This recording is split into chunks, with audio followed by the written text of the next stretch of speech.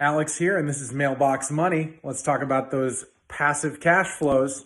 We're working on a very not passive deal. This is a 14 unit in Gorham, New Hampshire.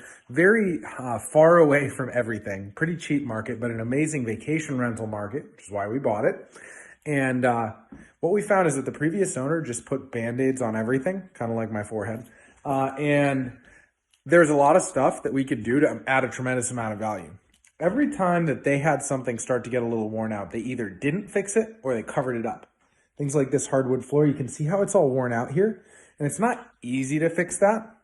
But let me tell you, if you have someone who knows how to fix it and you spend the money, it's going to come out way better than what they did, which is slapping carpet and or multiple layers of carpet, tile, carpet. No joke.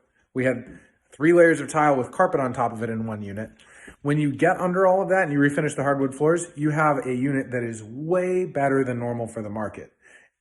I see no reason not to do it. It's so much better. That's my tip for the day.